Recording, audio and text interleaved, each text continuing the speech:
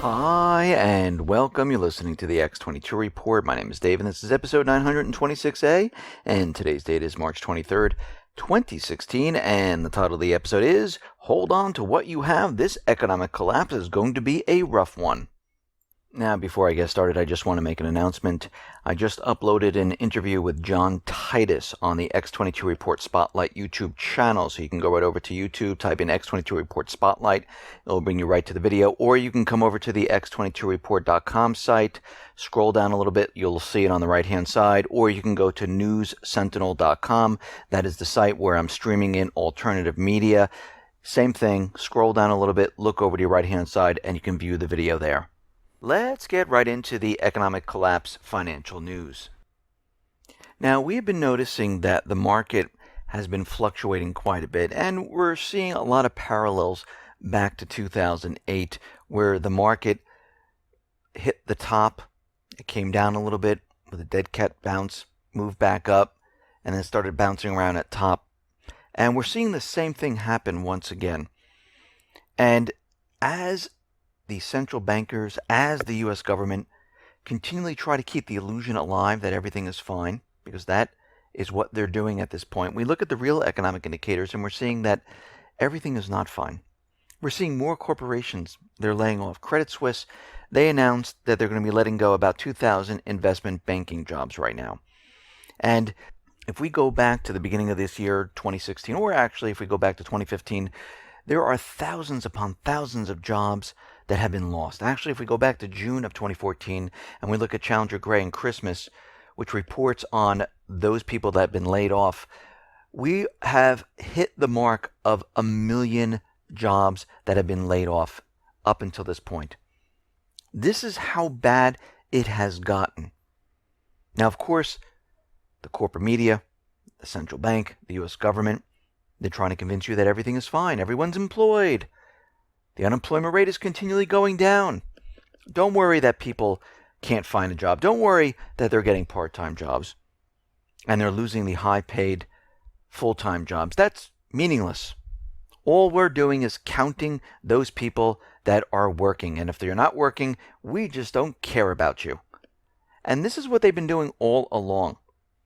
Now, we're starting to see the housing market, which is a bubble. It's starting to pop. And for the first time since April of 2014, new home sales have fallen year on year for 2 consecutive months. We're seeing a 6.1% drop in February, year on year. This is the biggest annual drop since June of 2014, and confirms right now that the housing data is weak, because we're seeing new home prices, they fell to $348,000. The lowest since August. The housing recovery is non-existent. Northeast down 24%. Midwest down 17%. South down negative 4.1%. It is all tumbling and falling apart. Annual growth right now for new home sales is collapsing. Existing home sales have been collapsing. Home prices have been declining. And this feeds into everything. Because when people have jobs, they have strong jobs, and they're comfortable in their jobs, and they feel secure, they have no problem going out and purchasing a home and taking out a loan. But when they don't feel secure, when they're not bringing in the income, the American person is not going to go out and purchase a home. If a college graduate graduates college and can't find a job and has student loan debt and only can find a part-time job and has to live with their parents, they're not going out to purchase a home. And this is what we're seeing right now. Mortgage applications, they're down by 3.3%. Refinancing is down 5%. And refinance volume was 4.5% lower than the same week 1 year ago. This is coming from the Mortgage Bankers Association. What we're seeing at this point is the corporate media, the U.S. government, central bankers trying to convince us that this is normal. This is how a recovery This is what a recovery looks like. This is not what a recovery looks like. This is a complete disaster. Now we see the Baltic Dry Index. It hit 401. It's up 3 points once again. This is still absolutely awful. It's creeping up very slowly. And what I expect that it's going to come right back down again. Because you have to remember, people still need things. Factories will continue to produce, probably not at the volume they were producing. But people run out of things. Stores do run out of things. People still have to purchase certain items. So we will see a tick up of the Baltic Dry Index. We will also see factories produce. And once they produce whatever little they need to produce, that's it. And this is what we're seeing at this point. But of course, what's going to happen is the corporate media, the central banks, they're going to call this the new normal. Well, this is what a recovery looks like. We used to have incredible manufacturing, but this is the new normal, where there's very little manufacturing. And as we move into the summer months, what we're going to see is manufacturing, the Baltic Dry Index, most likely slide back down into nothing. And we realize that it's impossible for the economy to improve out of nowhere. As more and more people get laid off, means more and more people are not going to be going shopping. They're not going to be purchasing their goods in retail. That means you don't need the employees in retail. They'll be laying off. Stores will be closing. Factories will not produce. The volume will drop. They won't need to order the raw materials. And this cycle continues. And this is what is continually happening at this point. We're seeing that the U.S. mining industry, they have lost more money this year than it made in the prior 8 years. This is how bad it has gotten. The biggest ever collapse in commodity prices in history, the U.S. mining industry, a sector which includes oil drillers, lost more money this year. It is a complete disaster. And it just wasn't the shale drillers.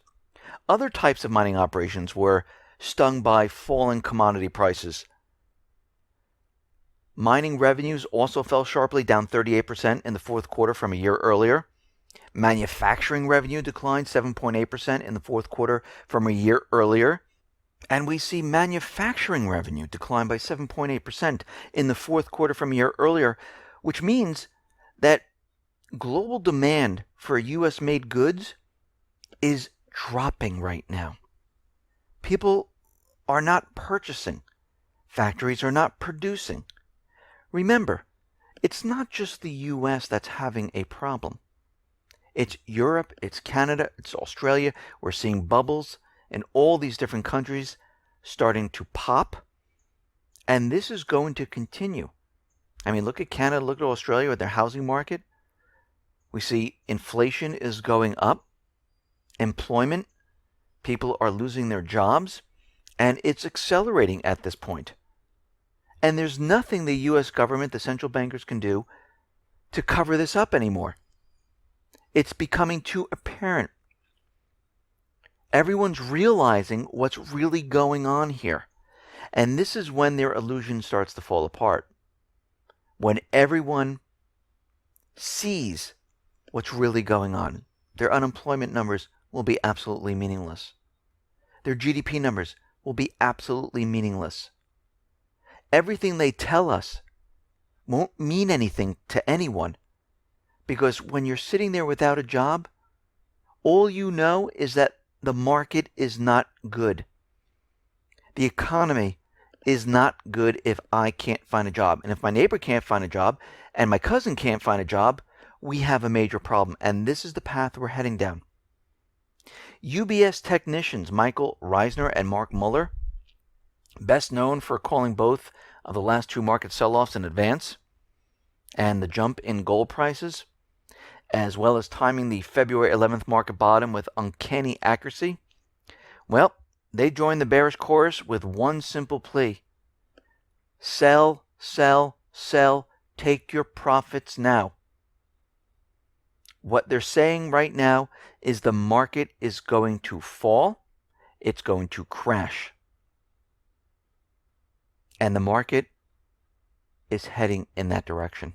We're hearing this from a lot of people at this point in time, where they're saying get out of the market. We know the smart money has been leaving for the 8th consecutive week in a row.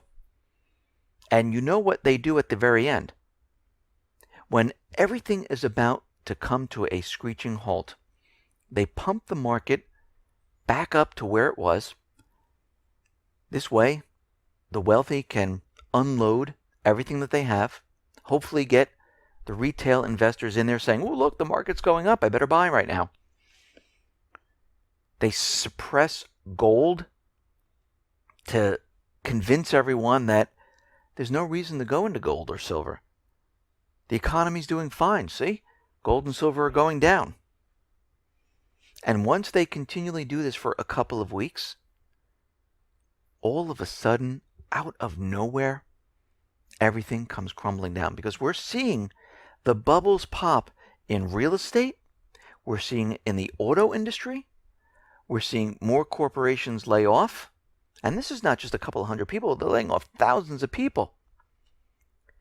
We're seeing this happen in other countries, and we're seeing the debt continually growing. It is a recipe for disaster. And at this point, everyone should have all their affairs in order. Everyone should have cash on hand, most likely smaller bills hidden so no one knows where they are. Have gold and silver to protect your wealth.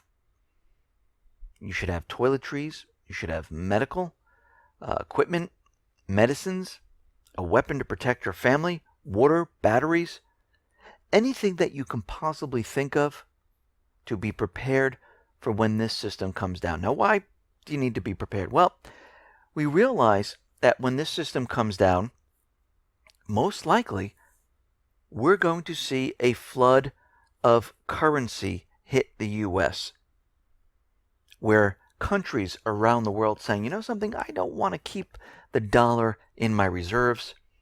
It's crashing. I'm going to switch to a different currency so I don't need it anymore. In the Middle East, those countries that are fighting the puppet governments are going to say, you know something, you can purchase this oil not using the dollar. So we're going to see a lot of this currency come back to the U.S., which will devalue the currency, which will see hyperinflation. And now if the central bank steps in and starts printing, well, guess what? It will devalue even further. And if they hand it out to the people, we have a Weimar Republic situation here. And you don't want to be caught in this situation where people are running to the market trying to get as much as they possibly can, because they know in every minute their dollar is worth less and less. And this is what happened in Weimar, Germany. People went in for a cup of coffee. I'll make up a price. It was $3. They came out. It was $5. The same thing is going to occur here. And people are going to run to get the supplies they need. And you don't want to be caught up in this. If you haven't started preparing, you can go to lifereliance.com. They have water filtration systems. They have food. You can customize your order. They have seeds. Whatever you need, they have it. If you're already prepping, don't stop prepping.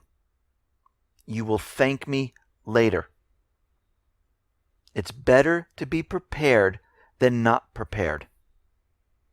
I've been preparing for a very long time. I do a little bit each month. I try to buy some silver or some gold, depending on my funds at the time. If I can't afford gold, an ounce of gold, which most likely I normally don't, but I go for a quarter, maybe a tenth. If I can't do that, I pick up silver. Silver is very inexpensive at this time. It's like $15 or $16 an ounce at this time. If you can't afford that, go for some junk silver. Look at copper. Anything you can possibly do to have another store of wealth. Because as the dollar loses value, guess what's going to happen to the precious metals? And everyone needs to do this at this point. Listen, everyone, thanks a lot for listening. Be well, be safe, and especially be prepared. Thanks a lot.